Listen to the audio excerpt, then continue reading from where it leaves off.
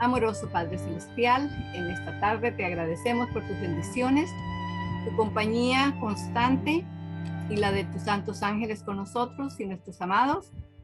También te damos gracias por el ministerio del Espíritu Santo en nuestros corazones, así como también en el de nuestros amados donde quiera que están. Al empezar el estudio de esta tarde, te pedimos, Señor, que tomes posesión de nuestros pensamientos, que apartes de nosotros todo lo que nos va a entretener y a no permitir que podamos concentrarnos bien. Y ayúdanos, Señor, a entender y a recibir con gozo la verdad que tienes para nosotros esta tarde. En el nombre de Jesús. Amén. De los versículos de memoria esta tarde vamos a comenzar con Filipenses 2, 5 al 8. La mente de Cristo, ¿verdad? Haya pues en vosotros este sentir que hubo también en Cristo Jesús, el cual siendo en forma de Dios, no tuvo por usurpación ser igual a Dios. Sin embargo, se anonadó a sí mismo, tomando forma de siervo, hecho semejante a los hombres. Y hallado en condición como hombre, se humilló a sí mismo, hecho obediente hasta la muerte y muerte de cruz. Sigamos repasando todos los versículos. Hemos estado repasando juntos solo por grupos cada semana para variarlos y para tener un poquito de más tiempo para cubrir más del material del santuario, que queremos terminarlo también pronto. Los siguientes que vamos a repasar esta noche son los relacionados con el santuario. Así que vamos a Éxodo 25:8. Este es el primero y dice: y hacerme han un santuario y yo habitaré entre ellos. El segundo del santuario es Primera de Juan 1:9. Si confesamos nuestros pecados, Él es fiel y justo para perdonar nuestros pecados y para limpiarnos de toda maldad. El que le sigue a ese es Salmo 68:24 y dice: vieron tus caminos, oh Dios, los caminos de mi Dios, de mi Rey, en el santuario. Allí es donde vemos el plan de redención, el plan de justificación, el plan de santificación, de perfección. Todos aquellos planes que Dios tiene para nosotros los vemos en el santuario. Repitamos otra vez Salmo 68:24. Vieron tus caminos, oh Dios, los caminos de mi Dios, de mi Rey, en el santuario. El que le sigue es el último que hemos aprendido en esta serie, es Salmo 85:10. La misericordia y la verdad se encontraron. La justicia y la paz se besaron. Hablando de lo que vimos de lo que hemos visto en el carácter de Dios y lo que presenció el mundo y el universo entero en la cruz del Calvario. Entonces, con esto vamos ahora a entrar al tema del santuario que estamos por comenzar esta noche. Habíamos comenzado un poquito la vez pasada. Ahora entonces vamos a pasar al resto de esto. Segundo aquí. Voy a bajarle al teléfono. Ok, entonces déjenme buscar aquí lo que tengo que poner para que lo puedan ver.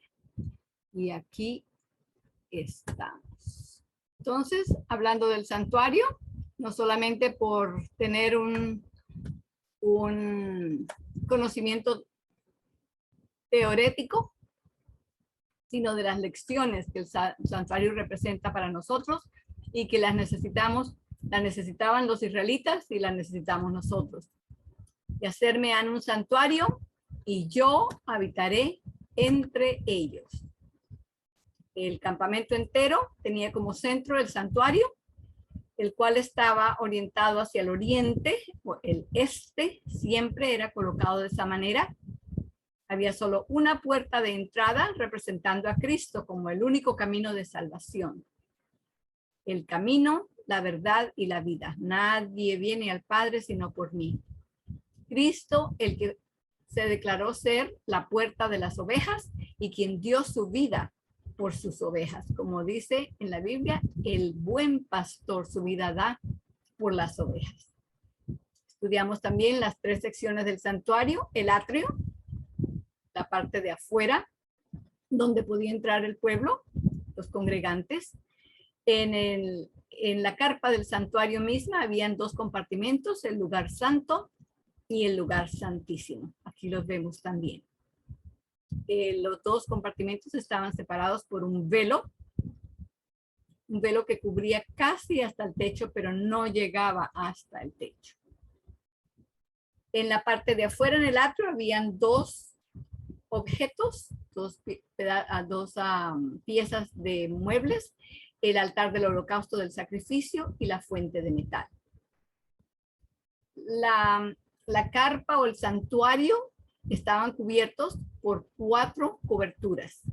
El primero de lino torcido, encima de ese venía uno de pelo de cabra. El tercero encima era de pieles de carnero teñidas de rojo. Y el de más afuera era de pieles de tejones o de algún animal marino. Cada uno de estos también representa a Cristo en las siguientes maneras: el más exterior, el Salvador, humilde y sencillo, tanto en su manera de ser como en su apariencia física también. El de pieles de carnero teñidas de rojo representa a Cristo como Salvador sacrificado e inmolado. El de pelo de cabra, al Salvador puro y sin pecado.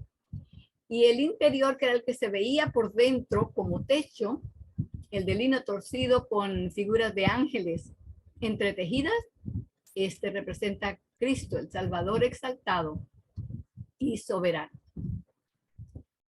Los muebles que habían en el primer compartimento del santuario era el candelero de oro, la mesa del pan de la presencia o proposición y el altar del incienso, frente al velo que separa a los 2, al lugar santo del lugar santísimo. El candelero de oro tenía 7 brazos con 7 mechas. Su luz se reflejaba en el oro que cubría las paredes. La luz representa nuevamente a Jesús, la luz de vida, la luz del mundo, como dice en Juan 1:9, que Él era la luz del mundo y el que da la luz a cada hombre que viene al mundo. También entonces refleja en nosotros su luz, para que así nosotros, al brillar delante de otras personas, ellos puedan conocer la fuente de esa luz, que es Cristo Jesús. La siguiente es la mesa del pan de la presencia. Los panes, uno por cada tribu. Estos se hacían con una receta especial y estos se cambiaban cada sábado. Sobre esa mesa también estaba la bebida que se usaba para las ofrendas de bebida o de libación. Las eran derramadas encima de los sacrificios, representando allí el pan, a Cristo como el pan de vida, la bebida como Cristo, el que derramó su sangre por nosotros, también representando el hecho de que Él es el agua de la vida. El siguiente es el altar del incienso, que estaba colocado frente al velo. El incienso que se quemaba allí ascendía y entraba por encima del velo al lugar santísimo. Esto representa o simboliza las oraciones de los seguidores de Jehová, las cuales el Espíritu Santo, porque este también representa al Espíritu Santo, el Espíritu Santo presenta nuestras oraciones delante del trono de la gracia. Allí vemos una vez más al altar del incienso. El incienso se quemaba durante todo el tiempo, pero se ponía en la mañana y en la tarde. Aquí vemos otra vista del velo y la altura de este, que en el desierto en el santuario del desierto, debería decir, no era tan alto, era apenas 4,5 metros de altura.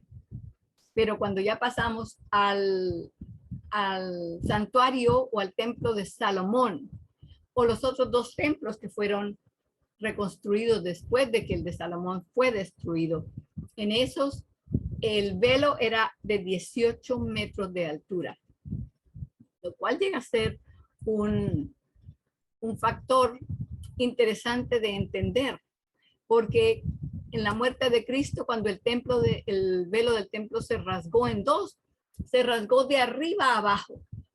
Solamente un acto divino podría haber hecho esto. No solamente era tan alto, nadie lo hubiera podido rasgar de arriba hacia abajo, sino que también era muy grueso. Dios hizo esto junto con el temblor, el terremoto, la oscuridad, todo lo que ocurrió durante la crucifixión de Cristo, para representar el hecho de que ya los símbolos del santuario que señalaban a Cristo en el futuro, para lo que Él iba a venir a hacer, ya no había necesidad de usarlos más, porque ya el símbolo se había encontrado con la realidad. Y el hecho de que el velo se rasgó quiere decir que entonces tenemos entrada ante el trono de la gracia confiadamente, como se nos dice en Hebreos 4:16. Dentro del lugar santísimo había solamente un mueble, que era el arca del pacto, o arca del testimonio, o arca de la alianza, también se le llama. Su nombre lo lleva así. Ya repasaremos en un momento. Tenía una tapa, la tapa era hecha de oro puro. El baúl mismo, el cofre, era hecho de madera, cubierto de oro por dentro y por fuera.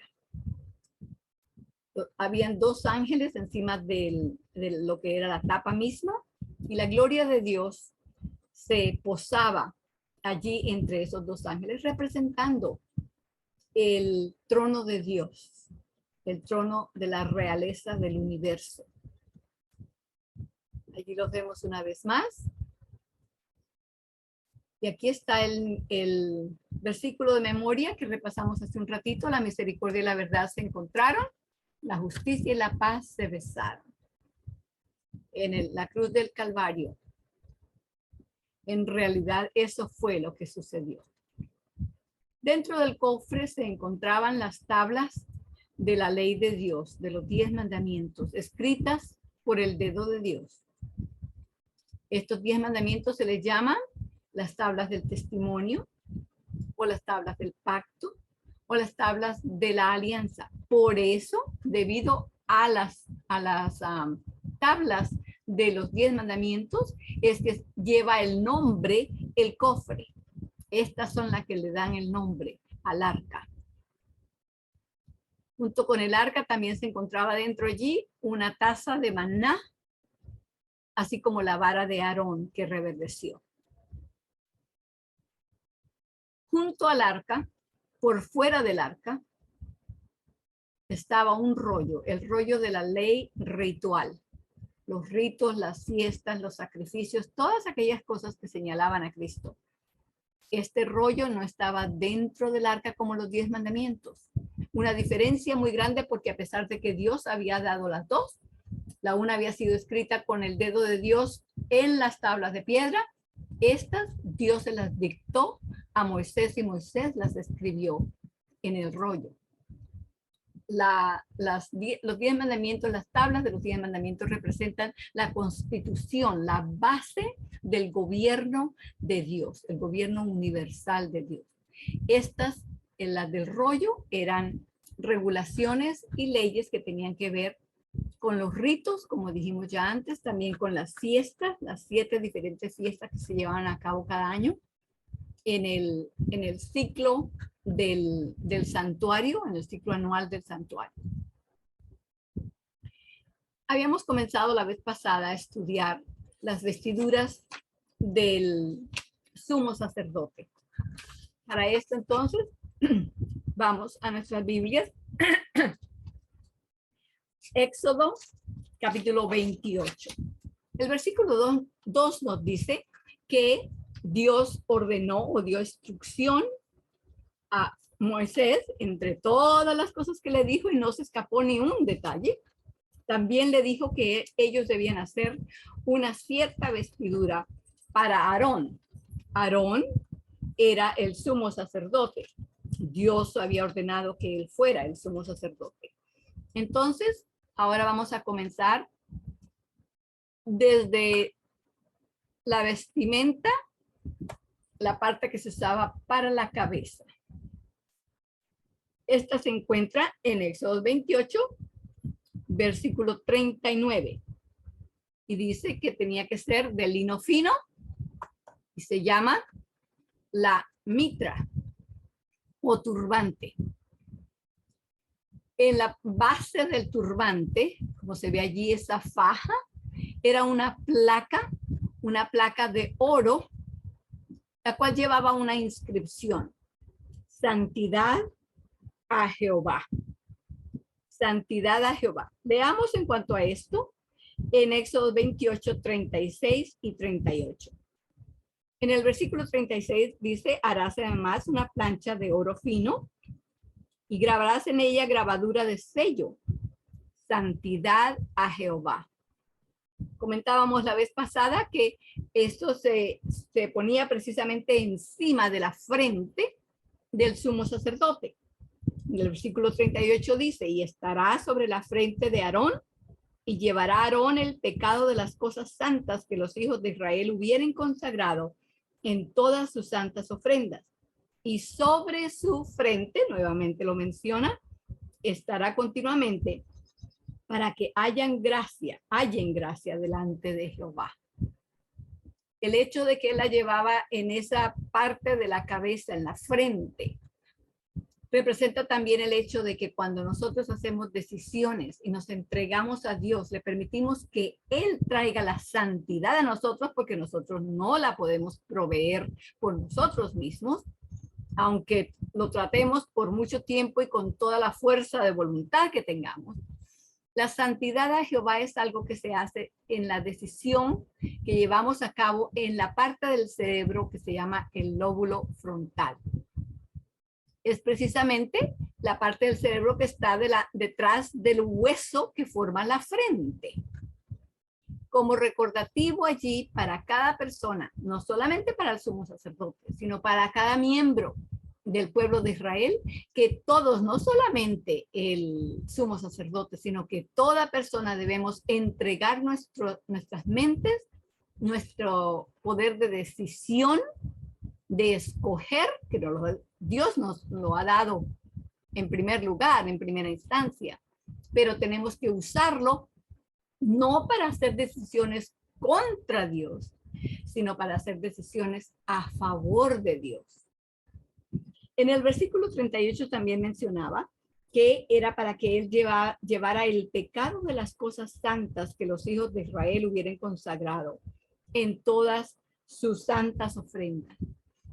El sumo sacerdote estaba representando a Cristo. Cristo lleva todo nuestro pecado, cargó con la culpabilidad de nuestro pecado, cargó con la penalidad de nuestro pecado y lo vivió como si hubiera sido el pecado de él mismo. Él no pecó, pero llevó nuestro pecado a tal grado que lo sintió, lo cargó como si lo hubiera hecho él mismo. La culpabilidad la sintió igual que cualquier pecador la sentiría cuando nos sentimos culpables por algo que hemos hecho. Entonces esto representa como Dios lleva presente en su mente constantemente nuestra situación. Carga con todas, no solamente el pecado, sino nuestras tristezas, nuestras debilidades, nuestras caídas, todo lo lleva él pendiente allí en su memoria. No nos olvida. Por eso él dice: no te dejaré ni te desampararé. Pasemos entonces a, ya habíamos estudiado más de esto la vez pasada. Les invito para que regresen a ese video y tomen parte allá de los otros detalles que estudiamos esa vez. Pasemos entonces ahora al siguiente, a la siguiente parte de la vestimenta. que la encontramos, y déjenme, tengo que mover aquí algo. ¿Ok? La encontramos, que ahora no se mueve, en los hombros del sacerdote, del sumo sacerdote. Esto lo vamos a leer en Éxodo 28, 6 y 7. Versículos 6 y 7. Y harán el efod. El efod lo vamos a hablar de él dentro de un momento, pero es esa vestimenta de muchos colores que está encima de todas las otras piezas de ropa. Entonces, y harán el efod de oro y cárdeno y púrpura y carmesí y lino torcido de obra de bordador. Oh, perdón, no sé por qué. Oh, sí. No sé por qué lo tengo en este orden. Para las piedras de ónix, perdón, creo que lo invertí. Para eso vamos a leer en versículos 7, 9 y 12. Tendrán 2 hombreras que se junten a sus 2 lados y se juntará. Y tomarás 2 piedras oniquinas y grabarás en ellas los nombres de los hijos de Israel. El versículo 12 ahora. Y pondrás aquellas 2 piedras sobre los hombros del efod para piedras de memoria a los hijos de Israel. Y Aarón llevará los nombres de ellos delante de Jehová en sus 2 hombros por memoria. Piedras oniquinas, dice en mi versión, o piedras de ónix, o también las llaman ónice. Estas piedras labradas con los nombres de los hijos de Israel, 6 nombres, 6 tribus en una y 6 tribus en la otra. Vayamos a Isaías. No pierdan el libro de Éxodo allí en Éxodo 28 porque vamos a regresar a esa. Pero vamos a Isaías capítulo 49. Isaías capítulo 49. En este otro lugar también se menciona unos nombres que están grabados. Isaías 49. Versículos 15 y 16. Dice, ¿olvidarás la mujer de lo que parió para dejar de compadecerse del hijo de su vientre? Aunque ellas se olviden, yo no me olvidaré de ti. Este es Jehová el que está hablando. Y luego en el versículo 16 continúa diciendo, he aquí que en las palmas te tengo esculpida. Delante de mí están siempre tus muros. Está hablando de Jerusalén. Pero entonces dice allí como en sus palmas tiene los nombres esculpidos y que nunca se olvidará de ellos.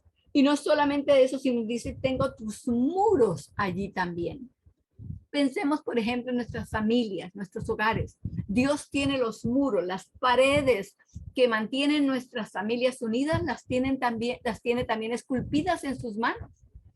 Ahora, aquí está hablando en Isaías como que ya están en sus manos, ¿verdad? Y están porque él nos lleva completamente en todas partes. Cuando él dice que él no se olvida de nosotros, no es porque mantiene una plaquita dentro del bolsillo para que cada vez que meta la mano al bolsillo se acuerde de nosotros. No, nos lleva presente en cada parte de su cuerpo. Sin embargo, cuando Cristo murió, fue en sus manos donde los clavos fueron puestos. Él lleva esas cicatrices. Así que ahora, más que nunca, en realidad están esculpidas sus manos con nuestros nombres. Lo mismo que estaban esculpidas esas 2 piernas de ónix que se llevaban en los hombros del sacerdote, del sumo sacerdote. Creo que por haber movido esta barra que para mí me cubre ciertas cosas, entonces no vi que había abierto el efod. Vayamos pues ahora. Quiero mencionar una cosa más en cuanto a esas piedras de ónix. No lo vamos a leer ahora mismo, pero escríbanlo para que vayan y lo lean.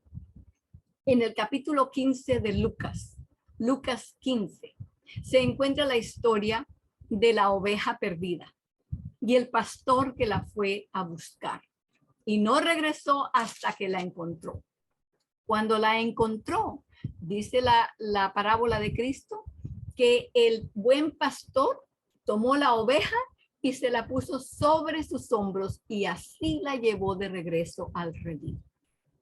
Una buena comparación también con lo que estas piedras de ónix representaban y nos señalaban, les señalaban a ellos y a nosotros también que Dios es el que lleva sobre sus propios hombros nuestras cargas, nuestros gozos, nuestras tristezas, nuestras caídas. No tenemos nosotros entonces de qué afligirnos, porque no estamos solos. Dios es el que nos lleva. Ahora sí, entonces pasemos al efod, que se me había escapado, por así decirlo. Vamos nuevamente entonces a Éxodo, capítulo 28, y vamos a leer los versículos 6 y 7.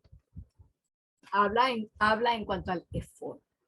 El efod, a ver si se lo puedo señalar aquí, es como un delantal, no tiene mangas, las mangas son de otra vestidura debajo.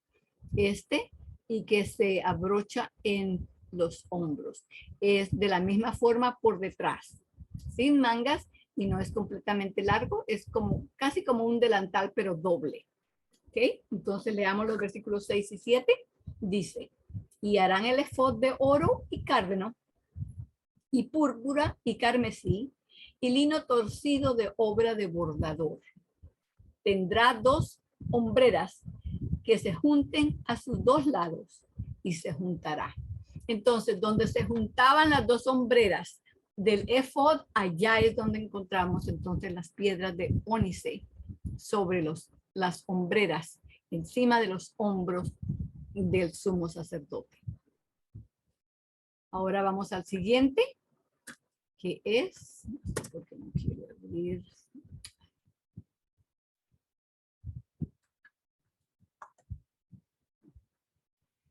El hecho de que tengo que mover esto, entonces parece que cambia el orden de las cosas aquí. Bueno, tratemos lo más que podamos aquí.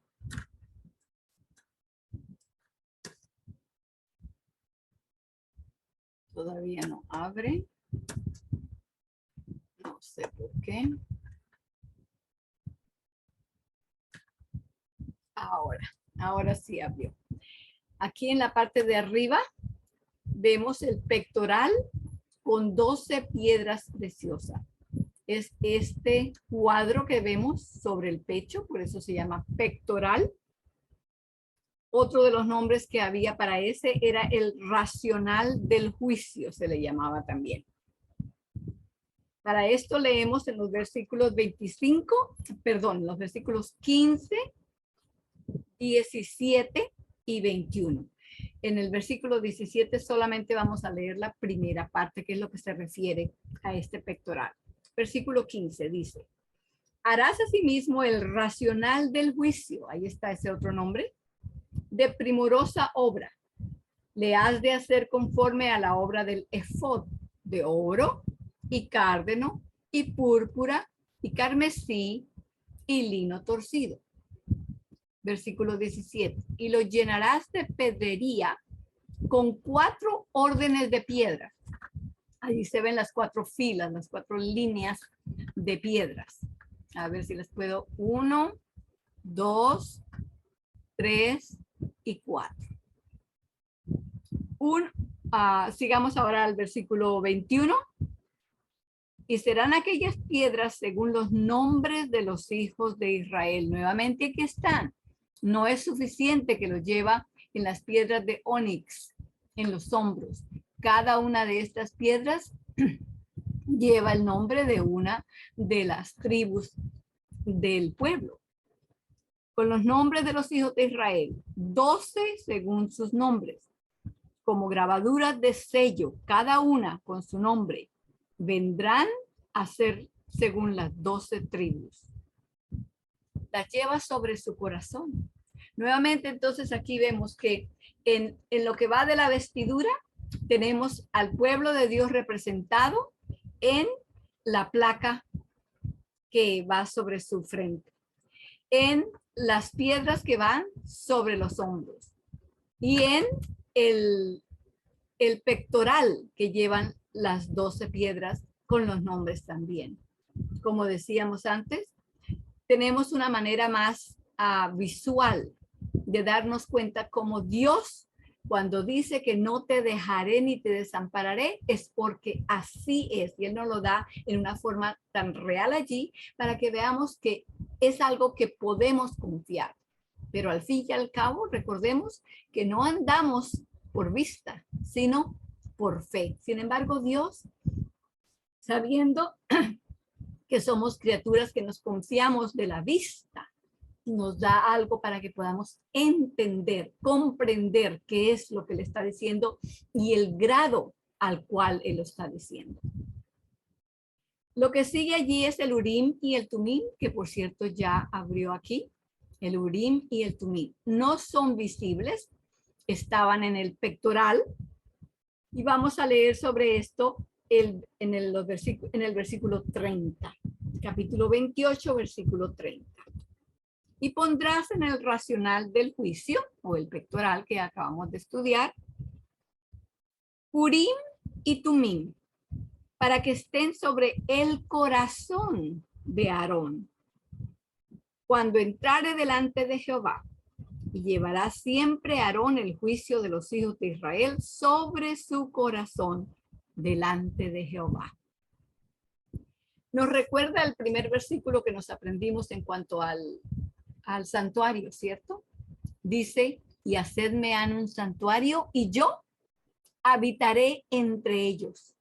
Porque Él quiere que entendamos que así es como está, rodeado de nosotros, cargado de nosotros, nos lleva con Él, piensa en nosotros, actúa por nosotros y para nosotros.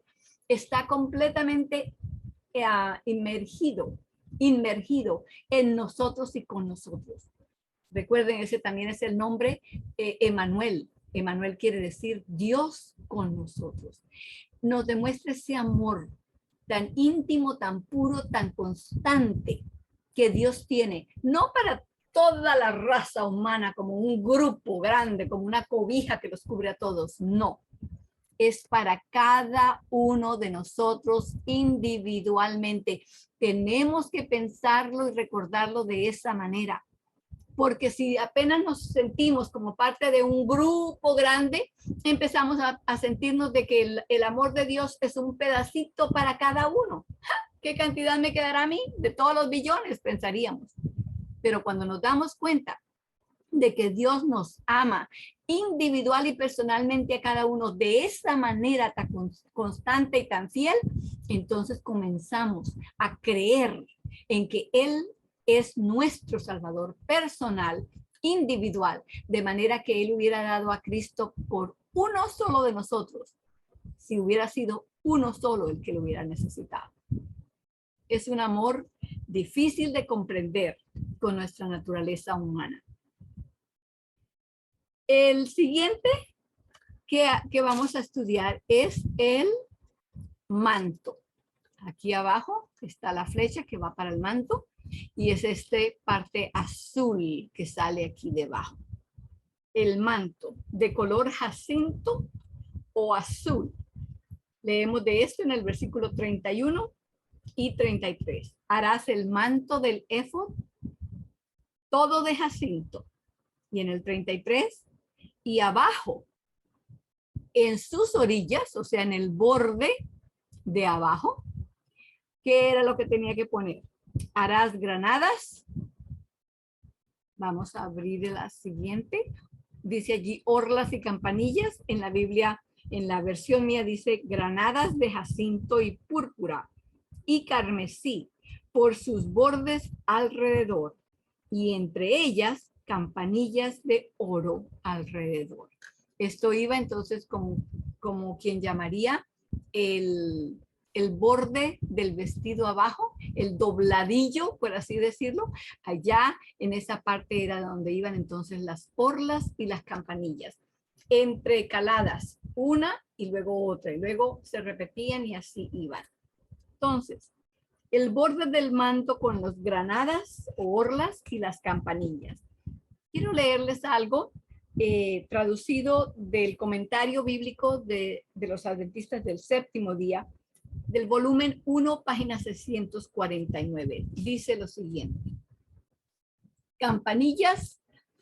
Las campanillas alertaban a los congregados de que el sacerdote estaba oficiando a favor de ellos en la presencia de Dios y les invitaba a participar con él por medio de la reflexión y la oración. Ahora, ¿dónde está Cristo? Vamos a estudiar más de eso, especialmente la próxima vez, creo yo, si alcanzamos a terminar esta sección aquí. Cristo es nuestro sumo sacerdote.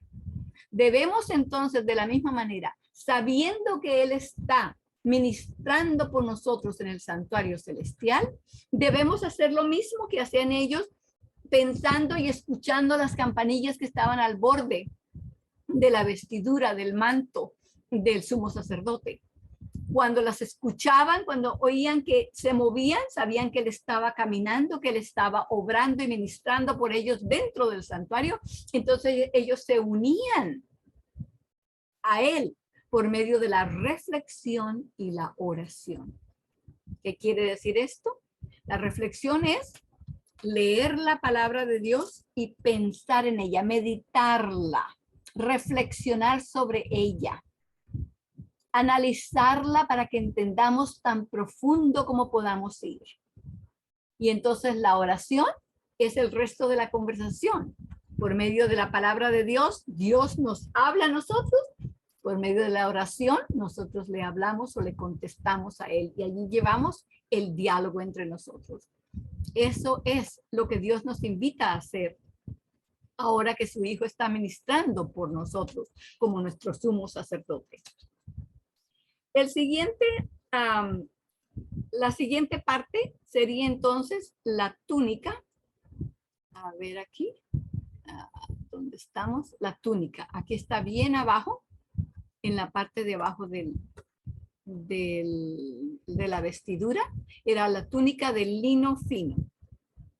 Está en el versículo 39, todavía de Éxodo 28.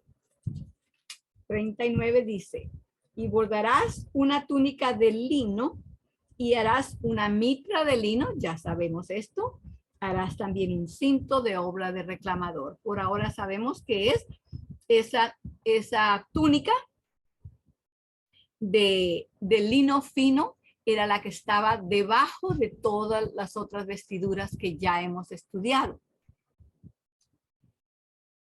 El siguiente, que no lo tenemos allí, no se puede mostrar, pero del cual leemos en el versículo 42, dice así, y le harás pañetes de lino para cubrir la carne vergonzosa. Serán desde los lomos hasta los músculos. Desde los lomos hasta los músculos. Esto es lo que nosotros llamaríamos, dicen allí, pañetes. Yo no conozco ese término, pero es lo que nosotros llamaríamos en general, yo los conozco como ropa interior. Aún la ropa interior del sumo sacerdote y de los sacerdotes fue indicada por Dios. Nuevamente, habíamos ya hablado la vez pasada de que el lino era el que Dios escogió para estas vestiduras, porque el lino no permite que el sudor se produzca tan rápidamente, ni que se congregue y se estanque sobre la piel de la persona.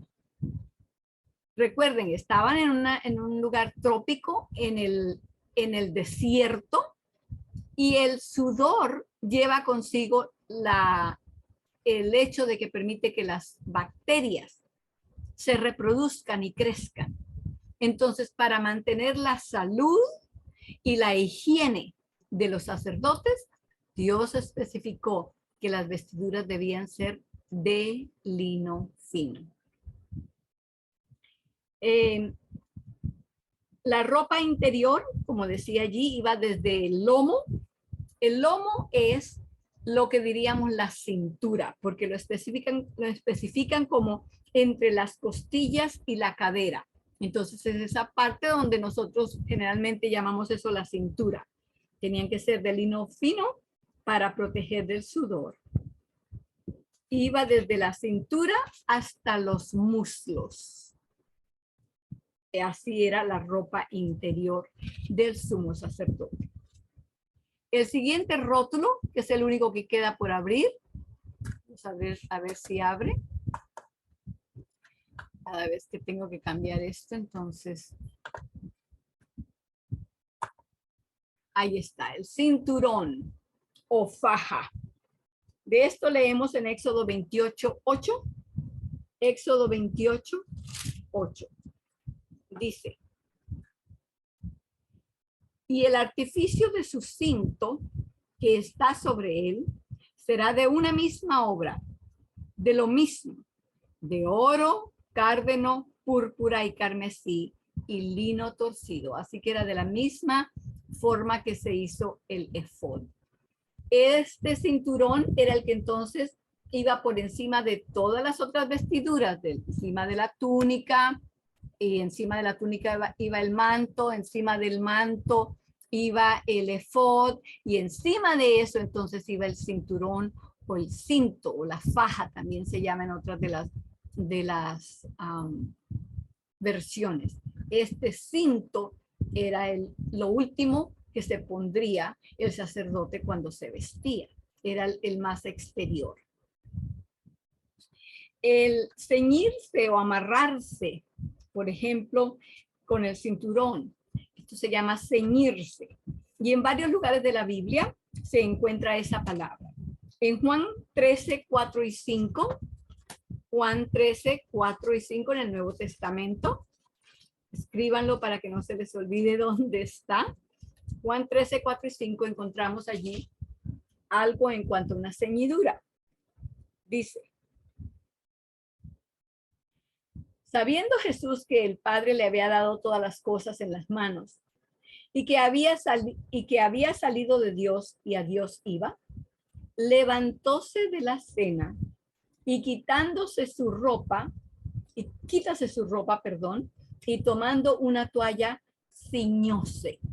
En otras palabras, con una toalla se la puso como el cinturón o el cinto que vemos aquí en el sumo sacerdote. Se ciñó con esto. Por lo tanto, el cinturón es una señal o representa la humildad. En el servicio de humildad, que fue lo que Cristo practicó ese día cuando se ciñó con la toalla, entonces fue cuando fue de persona en persona entre los 12 apóstoles y a cada uno de ellos les lavó los pies. Un servicio, eso se llama el servicio de humildad. Para comenzar ese servicio de humildad, él tuvo que ceñirse. También se ciñó de nuestra humanidad. Tuvo que dejar su divinidad y se puso encima, se ciñó, se vistió, se amarró, por así decirlo, con nuestra humanidad. En Juan 13, del versículo 12 al 14, vemos un poco más de lo que sucedió esa noche allá. 12 al 14 dice: así pues, después que les hubo lavado los pies y tomando su ropa, volviéndose a sentarla a la mesa, les dijo: ¿sabéis lo que os he hecho? Vosotros me llamáis maestro y señor, y decís bien, porque lo soy. Pues si yo, el Señor y el maestro, he lavado vuestros pies, vosotros también debéis lavar los pies los unos a los otros. Nuevamente allí vemos la humildad. Toma verdaderamente un acto de humildad para arrodillarse frente a una persona y lavar sus pies. Aunque ahora no es como era antes, las personas no van a tener los pies llenos de polvo y de sudor y todas aquellas cosas. No, porque no usamos las sandalias y la mayoría de los lugares donde caminamos son pavimentados. Pero es un acto de humildad en el cual decimos: yo estoy para servirte. Yo soy tu siervo. Y los unos a los otros, entonces nos representamos de esa manera, no solamente por la apariencia, sino de todo corazón. En Efesios 6, sigamos a Efesios 6 y con esto vamos a cerrar la reunión de esta noche. Efesios capítulo 6, versículos 12 al 17. Habla allí de una vestidura. Efesios 6, 12 a 17. Y dice, porque no tenemos lucha contra sangre y carne, sino contra principados, contra potestades, contra señores del mundo, gobernadores de estas tinieblas, contra malicias espirituales en los aires. Por tanto, como esa es la clase de guerra y batalla que tenemos, dice, por tanto, tomad toda la armadura de Dios, para que podáis resistir en el día malo y estar firmes habiendo acabado todo. Estad pues firmes, ceñidos vuestros lomos. Ahí está la palabra otra vez. Ceñidos vuestros lomos, ¿con qué? Con la verdad. Y vestidos de la cota de justicia, el manto de justicia. En el versículo 15 dice, y calzados los pies con el apresto del evangelio de paz. Sobre todo, tomando el escudo de la fe, para que podáis apagar todos los dardos de fuego del maligno. Y el 17 dice, y tomad el yelmo, o sea, el turbante, lo que va a cubrir la cabeza, el yelmo de salud y la espada del Espíritu, que es la palabra de Dios. Al ver allí entonces al sumo sacerdote y sus vestiduras, podemos recordar que para nosotros también hay una vestidura. Y eso es lo que acabamos de leer allí en Efesios capítulo 6. Y debemos pedirle al Señor que Él sea el que nos vista con su manto de justicia, con el evangelio de paz, con la espada en nuestras manos, cubiertos con protegiendo nuestra cabeza con la salvación. Y así poder estar listos para la batalla contra el enemigo, que solamente Dios puede darnos esa victoria. Les invito entonces para que nos arrodillemos para cerrar con una oración.